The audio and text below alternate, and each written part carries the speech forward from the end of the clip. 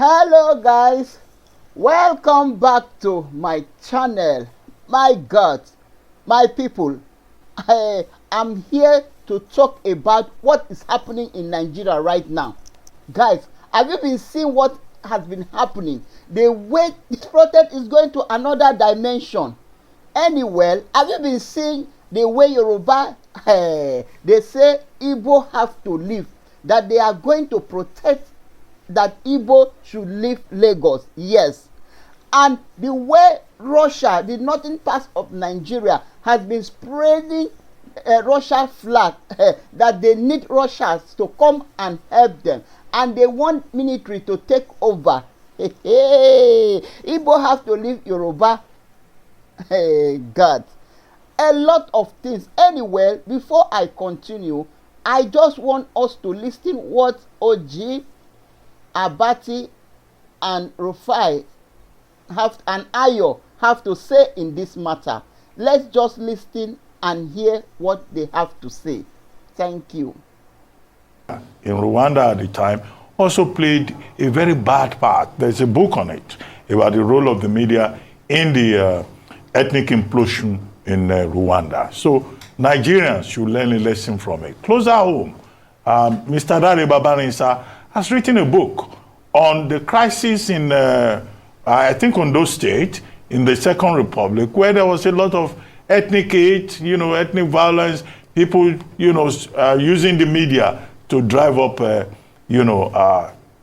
antagonism within the society. And now we are in the age of not radio, but in the age of the social media. So what was posted by Lagospedia was irresponsible, utterly condemnable. And I think it's important that Governor Sanwo-Olu of Lagos has already condemned it and has said that the Lagos state government has nothing to do with it. Now, President Tinubu in his speech also struck the right note by addressing ethnic bigotry.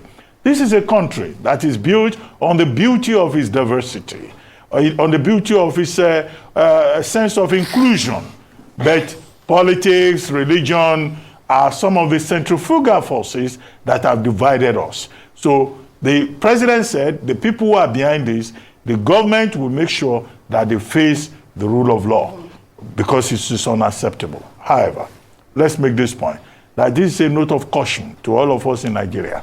Ethnic hate brings nobody any good. Absolutely. The gentleman, the gentleman, you called him the Igbo man or something? Nonso, his name Nonso, is Twitter influencer. Nonso, who spoke and said that, look, Igbos are part of the building of Lagos. Yes, so. Is it not in the same Lagos that in the First Republic, Igbos were in the Lagos, assembly? In the same Lagos.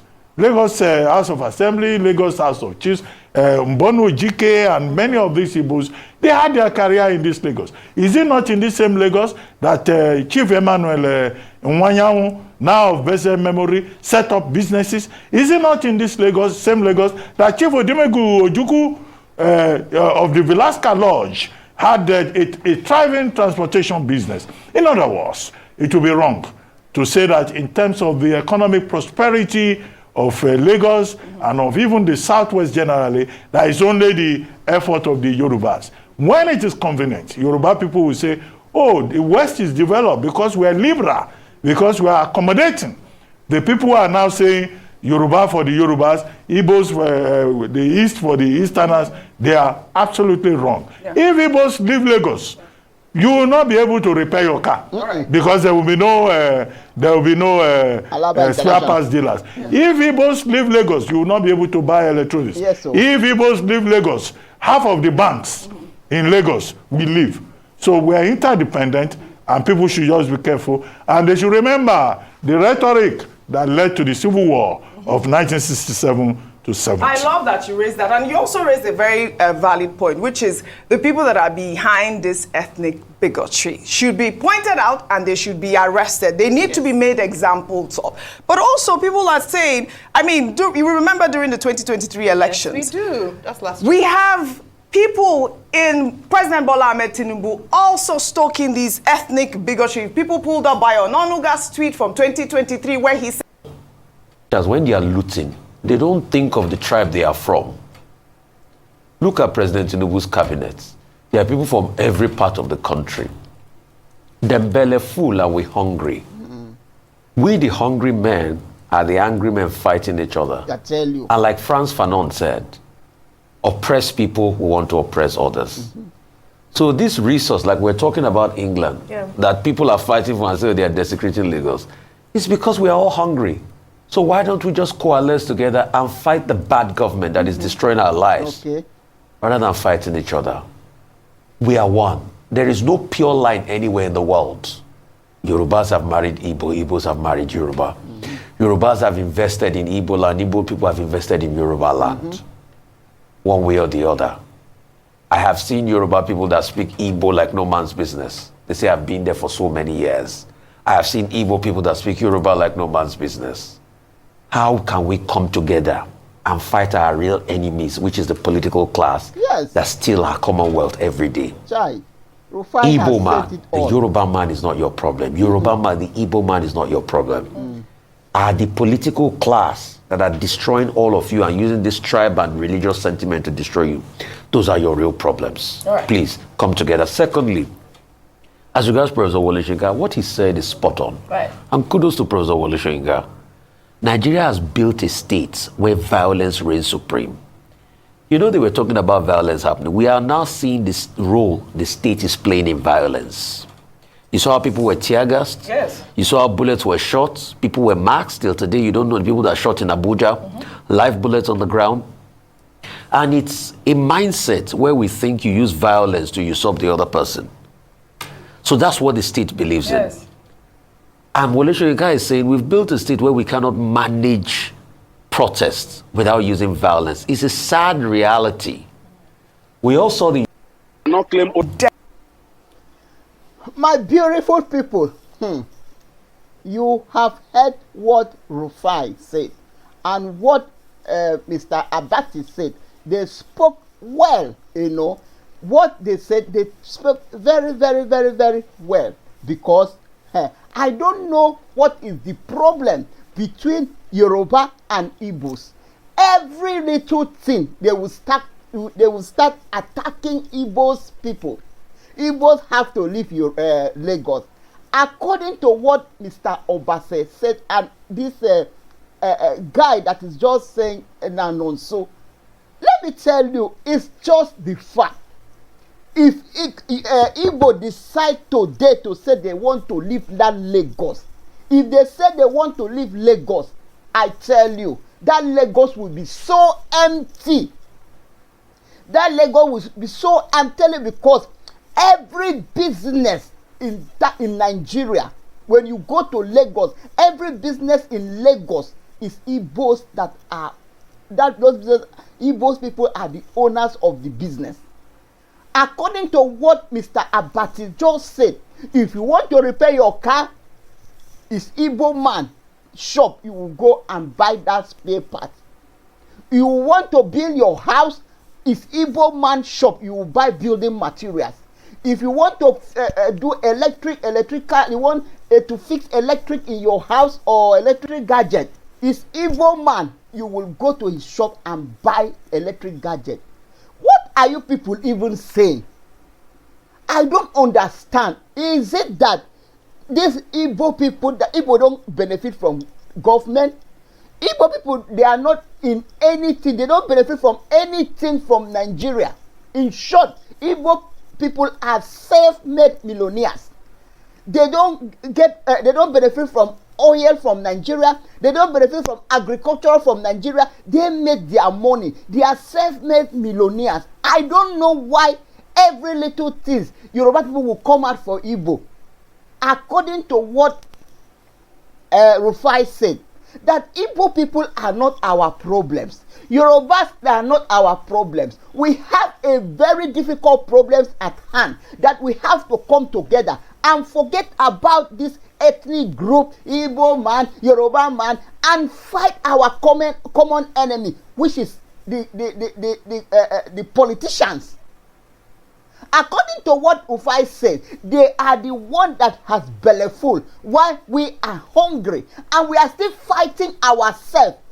all this? Are we that we don't have? Are we so stupid? Even though they are just giving us a penny and apple, or giving us things that I don't understand, because for my own understanding, no politician, when they come out, they will start sharing cups of rice. Highest they give to you 10,000 naira. Go and fight yourself. Go and buy yourself, and you will come out like ants and start buying yourself, causing problem to yourself. What has Igbo man done to you, Yoruba?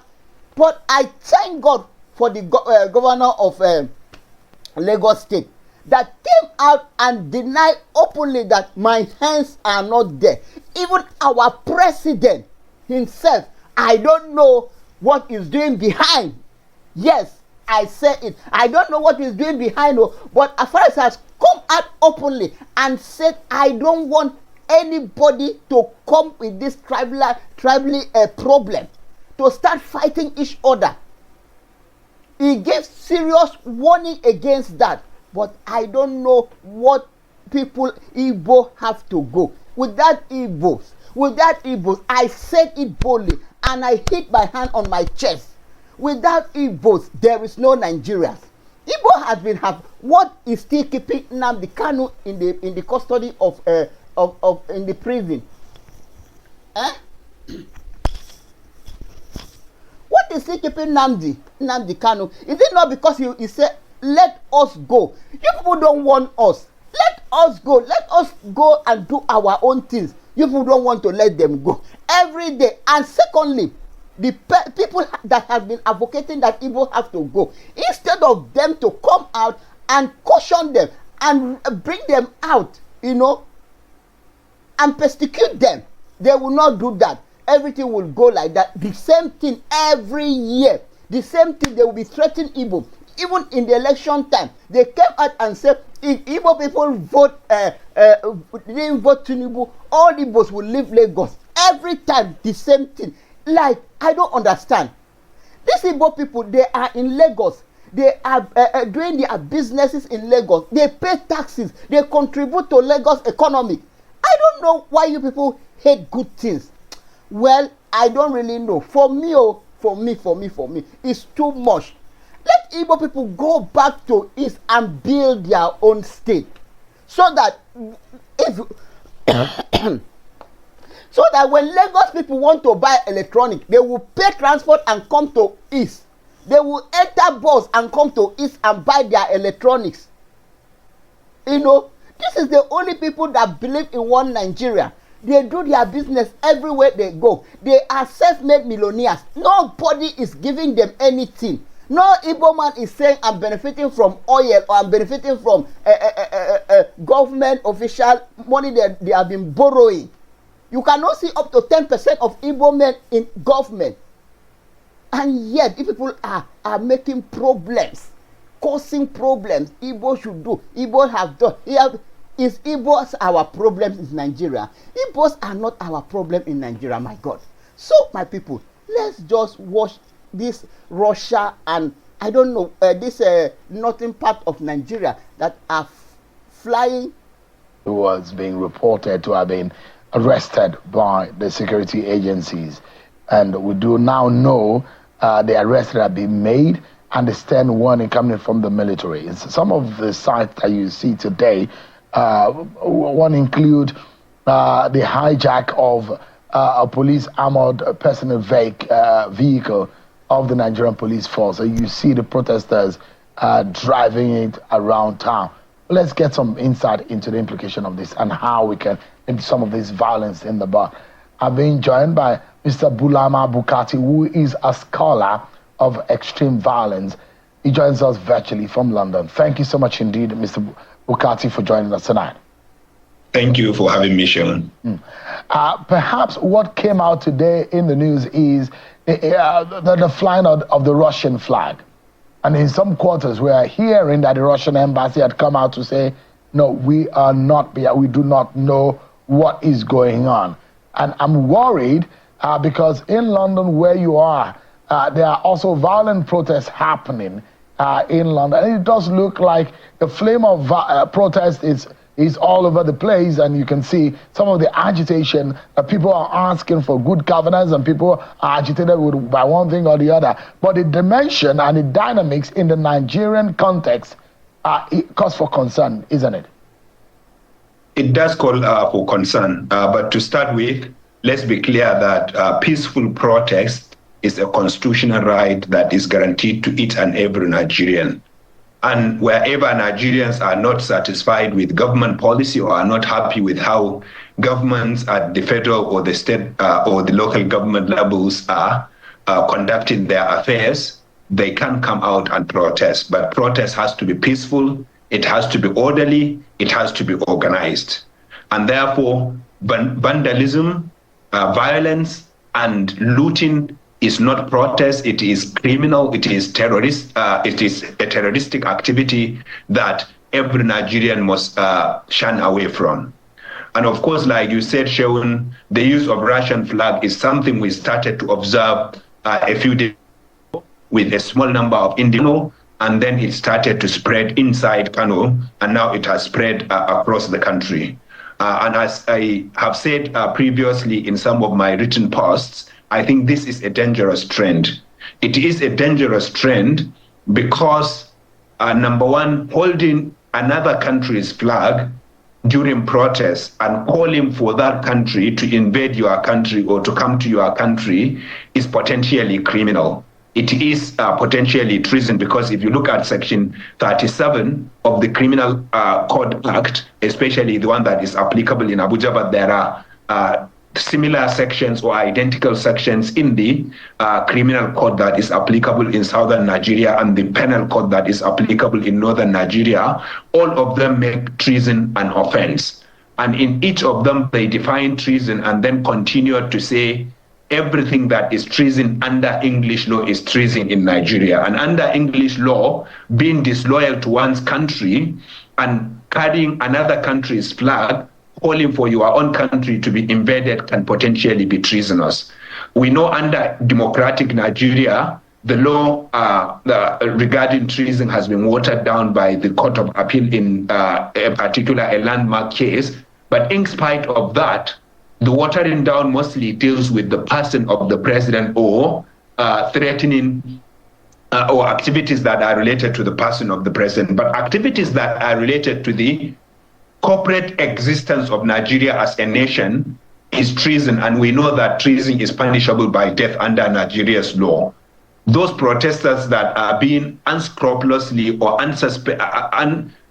unknowingly or unconsciously, that may be used by unscrupulous elements in the society or people with dark agenda against our country, must be careful. They must know what to do and what not to do during protests, and carrying another country's flag is definitely not something that is allowed in a peaceful protest. The action or the act of, I can imagine that those who are carrying those flags are not unaware of their actions or the reasons behind their actions. Can you fathom why they are carrying this flag in particular? Why Russian flags? There are many theories. So the place where it started originally in Kano is a place that is where there are many Nigerians who are conducting their peaceful businesses in Nigeria.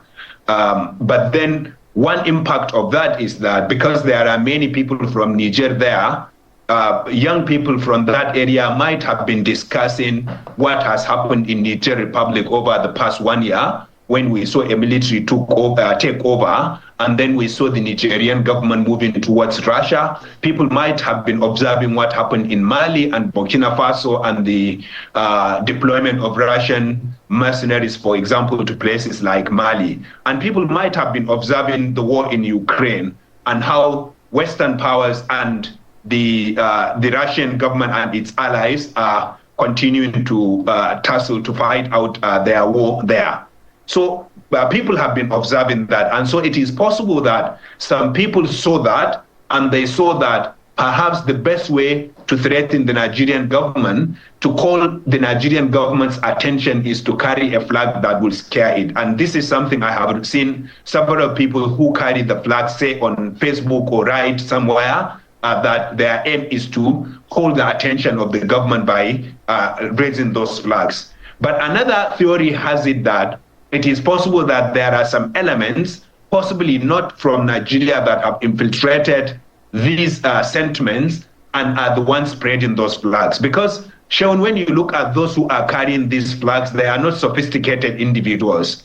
Many of them, even from the way they appear and from the way they talk, you know that they did not go to school. They are not very educated people. And so you would start to wonder whether they even know what they are doing or whether it is someone else that is using them. But it is also possible that they just saw vogue, they just saw something that is fashionable and they took it. But even if you want to go with that theory, Sean, you have to ask yourself, who is giving them the money to buy the materials they are using to make these flags? Because we are talking about hunger in Nigeria and it is real. People are hungry. Many people are unable to afford 1 square meal a day. So where are they getting the money to buy the textile materials, to pay the tailors to make to make these flags for them? It is possible that there are some people who are making it, because we know some of these children that are carrying it do not have the money to purchase it after it has been made, or to purchase the material and make it. And that's why I align myself with the call of the military and the police and the government that people can protest, but they have to do it peacefully. And carrying another country's flag is definitely a red zone. It is a no-go area. Give us an understanding, because there are those who will tell you that, yes, Russia has always been accused of some kind of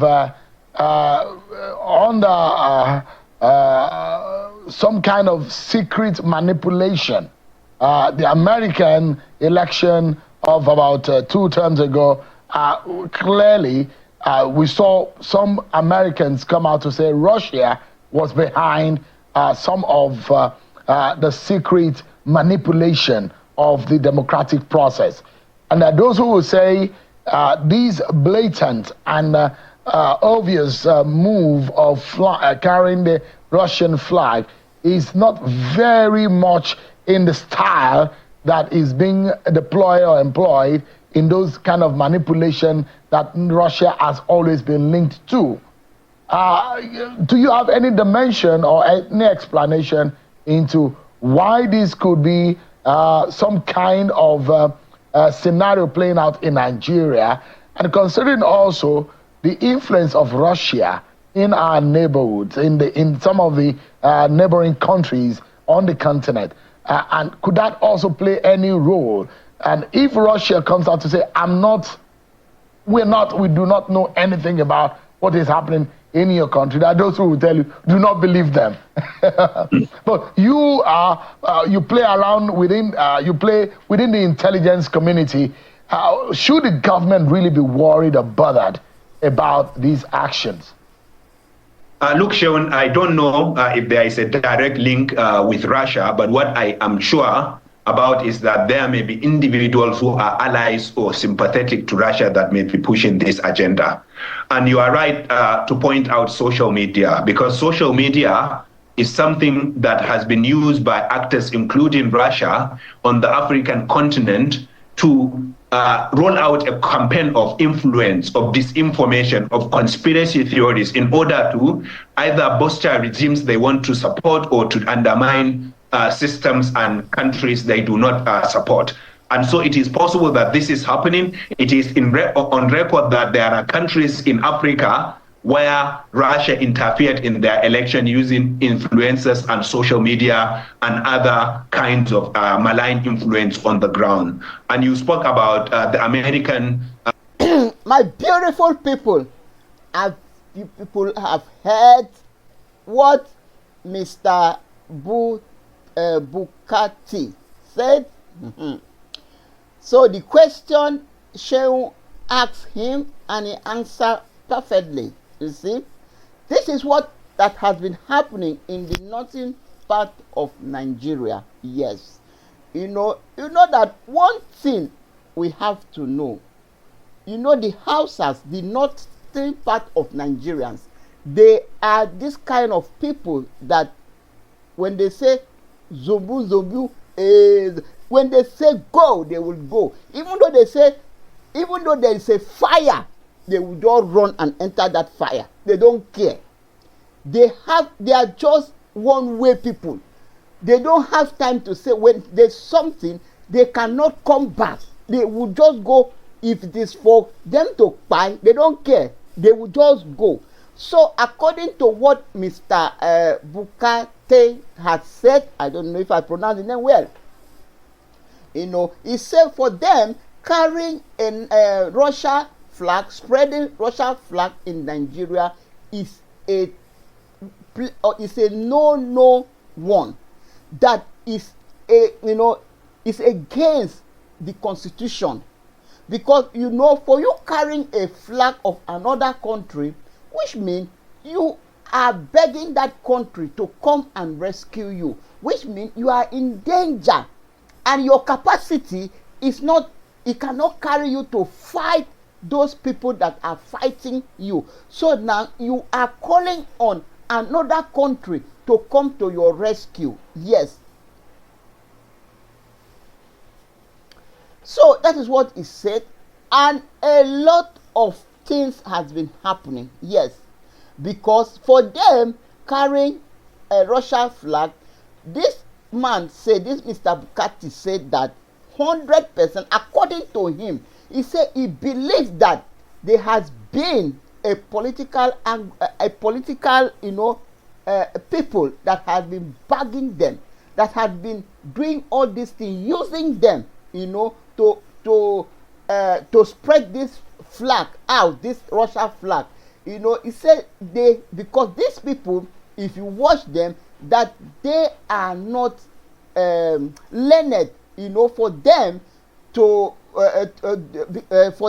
know that it's a red zone or is against the law for them to be spreading this flag in Nigeria. So definitely he has been somebody behind that has been pushing them, that has been using them to achieve his or her evil attention towards Nigeria. And you guys heard a lot that he said. You heard what he has said, and I don't know. This is not what we really bargain on. This thing is getting out of hands, And secondly, you see the way armies and police, has been coming out, crying a lot of innocent people in the street, pouring tear gas on people, which that don't supposed to be a peaceful protest. This protest is not, the initiative of this protest was for them to come out and protest, peaceful protest. But now, every time something like this happens, all these politicians, they will come out and hijack the protest. I don't know what is their gain. I don't know why are they doing all these things. I don't know. Hey God, Nigeria, it would be so difficult. It will be so difficult when with something happen in Nigeria and people will be saying, oh, you people did well, this has been a good one, this has been, you people, I really give you people kudos for this. Every time something happens, this time around is the northern part of Nigeria that they carry the protest on top of their head. But when Buhari was in seat, when Buhari was ruling and he didn't do well, I never see the northern part carry Buhari problem like this on their head. My people, this is what I brought to, and people have heard, people have watched the video. Igbo have to leave Lagos, so that's what they say, that Igbo have to leave, that after this protest, they are going to protest that Igbo should leave Lagos. People have heard, and people have watched the way northern Kanu are spreading Russia flag. They want Russians to come and help them, and they want the military to take over. I watched a video when they were chanting that military should come and take over. So my people, that is what I brought to play. So if you want Russia to come to the Nigerian rescue, God, If you want Russia to come to Nigeria or you come to rescue Nigeria, comment in the comment section. Oh. If you want Igbo to leave Lagos State, comment in the comment section. Oh. If it is good that the person that came out to say that Igbos people have to leave Lagos, comment in the comment section. If you support the person, comment in the comment section. Guys, if you have watched this time, thank you very, very much. Please subscribe to my channel, like, share, and click at the notification bell so that whenever I post a video, you will be the first to be notified. Thank you very much, and I will see you in my next one. Bye for now.